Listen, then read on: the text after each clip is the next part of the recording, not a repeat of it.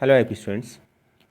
Today our topic is Python pandas, and in this lecture we are going to discuss about a very important function regarding to a Python pandas data frame, that is group by, and two important concept, quartile and percentile.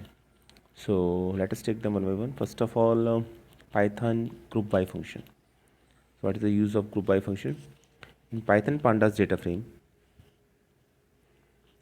group by function is used to group rows that have the same values, and it is very much similar to group by statement used in SQL, MySQL.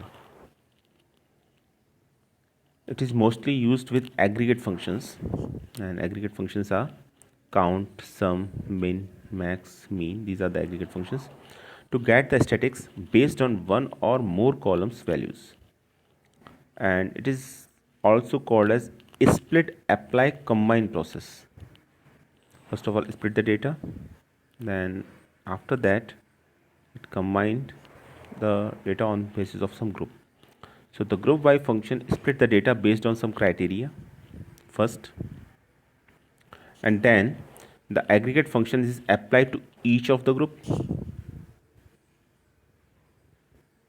and third point, the groups are combined together to create the result of the data frame.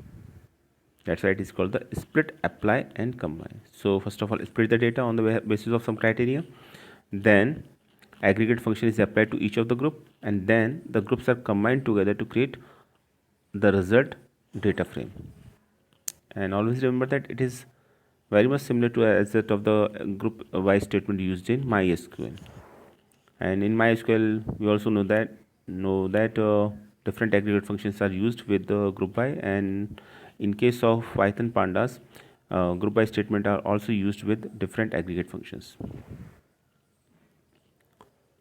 Now there is a small example here in which we can see that there is a data frame creation. First of all, import pandas as PD, import numpys as NP, and there is a creation of a data frame. To create a data frame, first of all we have to import library pandas. So there is a there is a statement import pandas as PD. PD is the alternative name given to pandas library. Then numpy is another library which we required here because we want to calculate here sum, mean, these types of functions.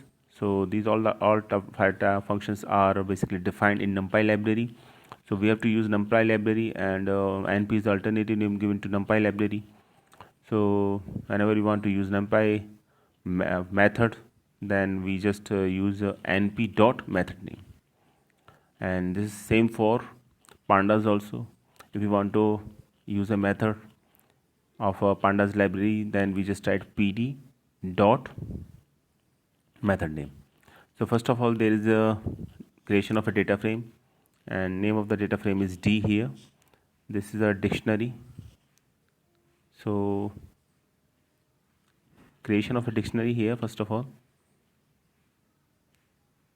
Okay, so first of all there is a creation of dictionary in which you can easily see that key value is name, and regarding to name there are different values, and the values are repeated.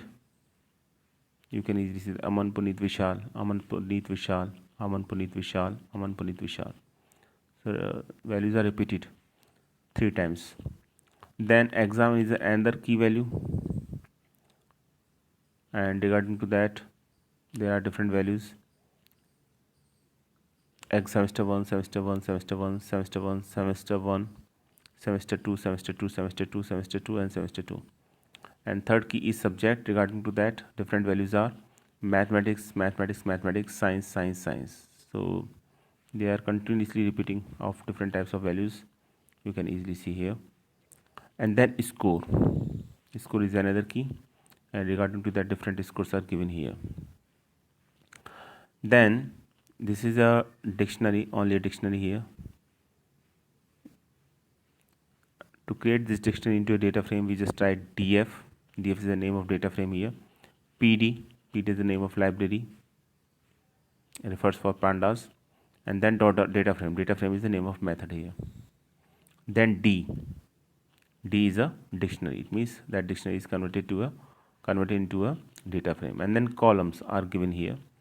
By default, it is, if it is not given, then keys are play as a role of column name, but their columns are especially or explicitly defined. You can easily see that name, exam, subject, score here. So after that, there is a print statement, data frame is, and then print df. Data frame will be printed after the statement data frame is.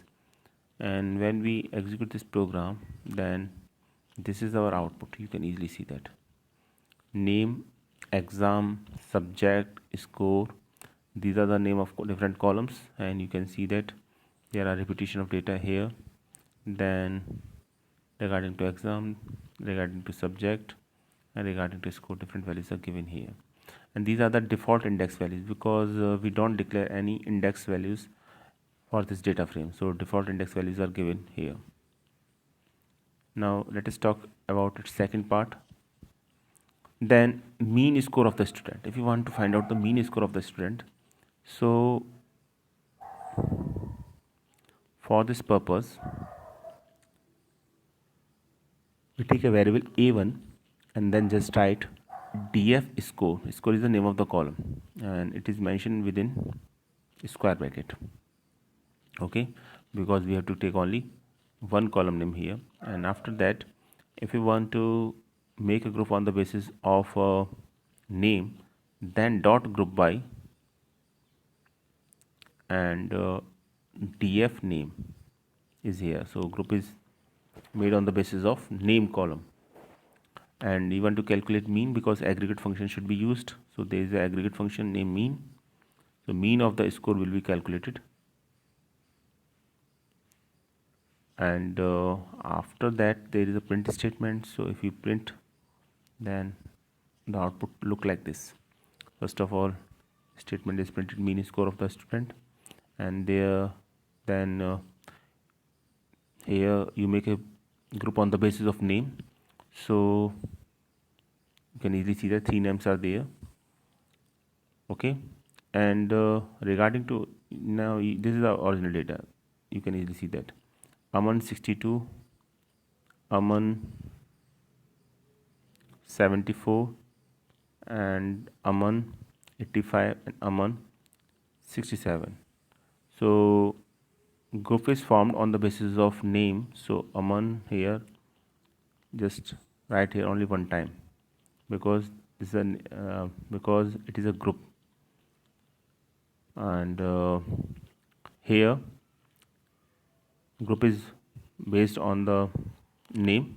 So Aman, Puneet and Vishal are only written as a single time here. You can easily see that. And after that, these are the different scores regarding to Aman, Puneet and Vishal. So we here use the just mean function. Okay, so mean value will be calculated regarding to score. So this is our answer. Next, you can see here sum of score group by name and exam. Sum of score group by name and exam. So df score is there, that is the name of the column, and group by is group by on the basis of name and exam. So name and exam are there, 2 columns are there. And if we compare this statement to the previous one, then group is formed on the basis of name and exam, and aggregate function used in this case is sum.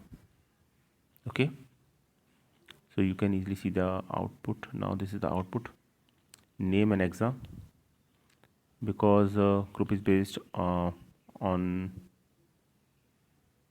2 columns, name and exam. So name and exam are there. And there is a sum of marks, because we use sum aggregate function here. Now let us talk about third condition, that is A3. Group the entire data frame by subject and exam. So here we just group the entire data frame by subject and exam here. So in this, if we compare this statement to previous statement, we just see here that name of the columns are just separated by a comma sign, and in the previous example, in case of A2, we just write df name and df exam. So what is the difference? Let us see it. When you just do like subject and exam, then the output look like this: subject and exam.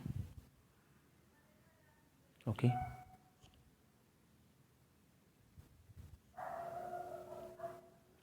subject and exam. Subject comes first and then after exam, and we use a function here, sum. So sum of marks are here. You can easily see that these are sum of marks, semester 1 and semester 2. This is the sum of marks of semester 1 and semester 2.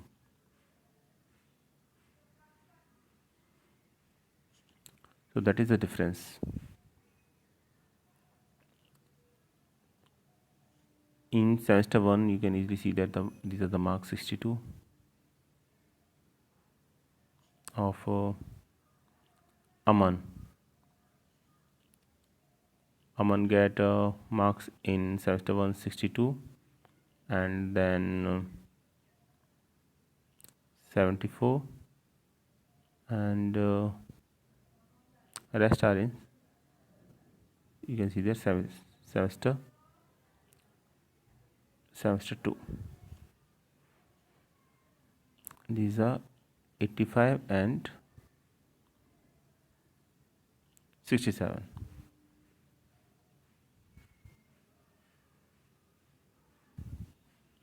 Okay, so this will be reflected here.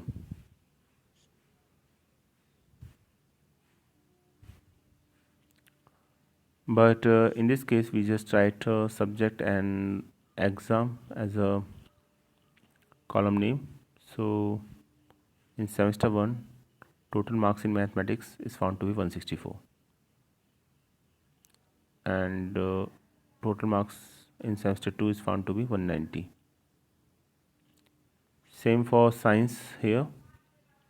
In science, total marks in semester 1 is 182 and semester 2 is 237. Now our fourth point, 23 is here, descriptive. Here there is a function describe. Okay, so there is a descriptive statistics by group subjects. So what is the use of describe here? Actually, it describe the whole data in terms of each and every aspects. Just you can easily see that mean is calculated here, standard deviation, min, max, percentiles, all different types of percentiles, quantiles. Quartile are also there, maximum value, not percentile, quartile. These are the quartile value we just discuss later on in this video. So different types of statistics regarding to science, regarding to mathematics are here. You can easily see that. And why it is so? Because we just give here descriptive statistics by group subject, and DF score group by subject. So group is formed on the basis of subject here, and then describe. So there is a description data in terms of, and when just use describe function, then it means minimum value, maximum value related to score, or standard deviation, different types of percentiles are also, or all are calculated here. You can easily see that. So that is the concept of group by function. So the most important thing regarding to group by function is that in group by function, basically there is a formation of a group on the basis of certain columns, and there is a use of aggregate functions always when we used group by function. and it is similar to as that of the MySQL group by function. Next is quartile. What is the quartile? Quartile are the values that breaks up the dataset into quarters. The first quarter is the point below which a quarter of the data lies. It is sometimes also called the lower quartile. And the second quartile is the point below which half of the data lies. We already know this point by the name of median. Okay, so it is also called the middle quartile. And the third quartile is the point below which 3/4 of the data lies. It is called the upper quartile. More generally, quartiles are cut points that divide the sample datasets into subgroups. For instance, if the 0.20 quartile is equal to 5, it is very important. 0.2 quartiles equal to 5, that means 20% of all observation are less than or equal to 5. While the other, it means 80 minus, it means 100 minus 20 means 80%. 80% of the observation are greater than 5. Next is percentile. So this is a common term used nowadays, percentiles. It is different from percentage. And why it is used? Actually, a student attended an exam. There is an example here. Suppose a student attended an exam along with 1000 students. He got 68% marks. How good or bad he performed in the exam? What will be the rank overall, and what will be his rank if there were 100 students overall? Okay. For example, with 68 marks, he stood at 90th position. There are 910 students who got less than 68% marks. Only 89 students got more than marks than him. He is standing at 91 percentile. So that is the role of percentile. Actually, when we talk about percentage, then it don't gives us a clear idea about the rank or how good or bad that score is. Okay, so percentiles basically used for that purpose. It gives us a clear cut idea about how good or bad a certain marks is, because this marks is compared to other student scores or marks in that case. So that is the use of percentile. So instead instead of standing 68% marks, 91% gives a good idea on this performance. Okay, so percentile makes the data easy to read. Pth percentiles, p percent of the pth percentile means p percent of the observation below it, 100 minus p percent above it. So marks are 40 but percentile is 80%. What does this mean? Now there is a common statement that suppose 40% marks but percentile is 80%. This means 80% of CAT exam percentile means 20% are above and 80% are below. So 80% are below and 20% are above. Means 20% student get more than 40% marks and 80% student get more than below 40% marks. Now percentile helps us to getting an idea or on outliers.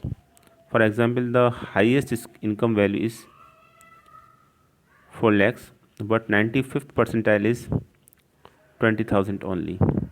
That means 95% of the values are less than 20,000. So the values near 440,000, 4 lakhs are clearly outliers. Now the quartiles. Percentiles divide the whole population into 100 groups, while the quartiles divide the population into 4 groups. So there is a basic difference between quartile and percentiles. And 3 categories are here: 25, 50 and 75. So P25 means first quartiles or lower quartiles, P50 means second quartiles or median, or P75 means third quartiles or upper quartiles. Okay, So there are three quartiles here, Q1, Q2 and Q3. And if we want to calculate Q1, Q2 and Q3, there is a formula for that. Lower quartile Q1 can be calculated as n plus 1. N is the total number of observation here.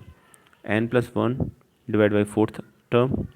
Q2 is equal to n plus 1 divided by 2th term, and Q3 is equal to 3n plus 1 divided by 4th term. So there is a simple example. First of all, let us start with a simple example. Find the quartiles of the following data: 4, 6, 7, 8, 10, 23 and 34. Okay, so first of all, arrange the data in increasing order. It is already increasing order, so no need to change the data in increasing order. Then count the total number of observation. Here total number of observation are 7, and you have to calculate lower quartile first. So for the lower quartile, there is a formula: n plus 1 divided by 4. N is equal to 7 here, so 7 plus 1 divided by 4, it means 8 divided by 4, it means second term, and we can easily see that at second position there is a data 6, so Q1 is equal to 6 here. For Q2, you can easily see that n1 plus n plus 1 divided by 2th term, so total number of terms are 7 here, so 7 plus 1 is equal divided by 2 is equal to 8 divided by 2, so 8 divided by 2, it means 4th term, and at the position 4th you can easily see that the data 8 is there. Okay, and then upper quartile. For upper quartile, formula is little bit different. 3n plus 1 divided by 4th term. 3n plus 1 divided by 4th term, n is equal to 7, so 7 plus 1 is equal to 8, so 3 into 8 divided by 4, it means 6th term, and you can easily see that the 6th term is 23. So upper quartile is 23. So in this way we can easily find out the different quartiles. And what happens when your answer is in fraction? So how quartile will you calculate it? That is the example number 2. And what happens if data is not in increasing order or ascending order? So first of all, data is not in ascending order, then write the data in ascending order. You can see here, find the quartiles of the following ages: 23, 13, 37, 16, 26, 35, 26 and 35 here. So first of all, arrange the data in increasing order, then count total number of data items. Here total number of data items are 8. You can easily see that 1 2 3 4 5 6 7 8 data items are there. And first of all, just calculate lower quartiles, means Q1. So formula is n plus 1 divided by 4th item, so n is 8, so 8 plus 1 divided by 4, it means 9 divided by 4, and 9 divided by 4 is equal to 2.25. so we have to calculate 2.25th term. So second term is clear, second term is 16 here. Okay, and what about 0.25? So actually when 0.25 is there, then we just calculate the next data item. It means the data item at the third position minus data item at second position. So data item at third position is 23 here. So 23 minus 26 here, and 23 minus 26 is equal to minus 3. So 16 minus 3 is equal to, okay, 23 minus 26 into 0.25 also. So we multiplied the value by 25 also. So minus 3 into 0.25 is there, and the final answer is 15.25 here. So that is the calculation regarding to that. Always remember that. I here summarize this formula again. First of all, if your answer is in fraction, just in this case you can easily see that 2.25 here. So first of all, just write data item at value 2, then plus fraction part here, and then after next data items value. It means in this case it is third data items minus previous one, that is second data items. So that is the formula for calculating this, and in this manner you can find the quartile. In that case you can easily see that this is the quartile values. Now median is also calculated here. You can see that Q2 is 8 plus 1 divided by 2, 9 plus 2 is 4.5. So in this case, first of all, fourth item will be added, and in this point multiplication of 0.5, into fifth term minus fourth term, that is 26 is here. Same in case of upper quartile, Q3 equal to 3n plus 1 divided by fourth item. So here the answer is 6.75. So sixth term plus seventh term minus sixth term into 0.75. Okay, so answer is 35. So in this manner you can calculate different quartiles when your answer is in the value of quartile is in fraction. Now this is a small program here to calculate the quartile in data frame. First of all, you have to calculate a data frame first. Now data frame quartile can be calculated row wise and column wise.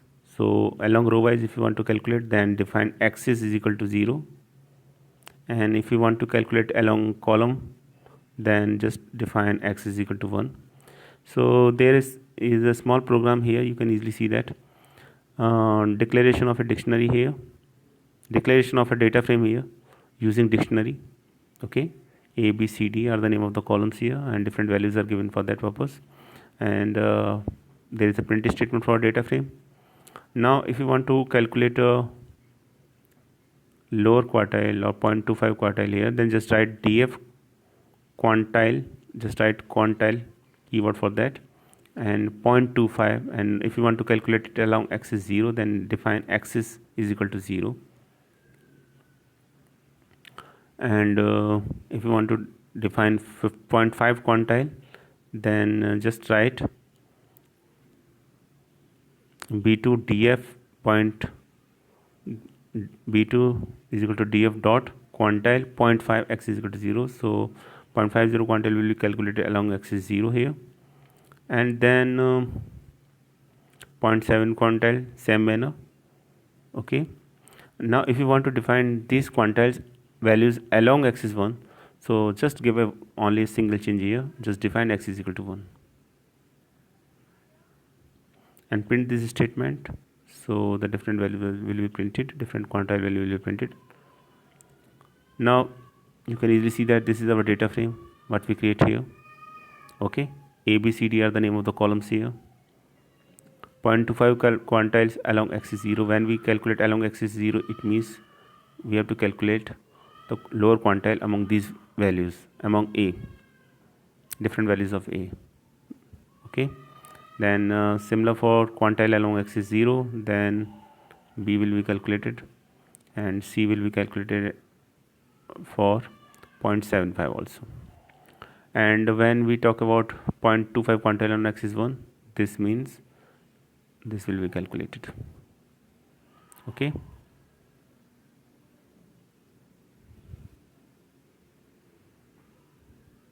and on axis 1, and then 0.5 quantile on axis 1, and then 0.75 quantile on axis 1. So these are the different values against these quartiles.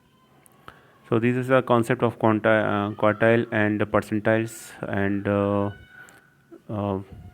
in exam, most of the questions are asked related to group by function. Group by is a very important function, always remember that, and it will definitely ask in your examination regarding to the group by functions. So just execute this program related to group by function. I hope now you are able to understand the concept of group by and quantile and percentiles. So just run the program related to quantile, percentile and group by functions, and you can make your group based on different condition yourself. It will give you a clear cut idea about how to form the group on the basis of certain conditions and different with different aggregate functions. I hope you like this video. Thanks for watching this video, and in our next video we will discuss question answer related to some data frames, because all the important topics related to data frames here are discussed here. And as you know, this is the revision part. So in our next lecture we will definitely discuss some question answer or some numericals based on the data frame. So prepare just prepare the topics group by, and then pivoting, and the other important topics related to that, just as rename, reindex like functions. So thanks for watching this video.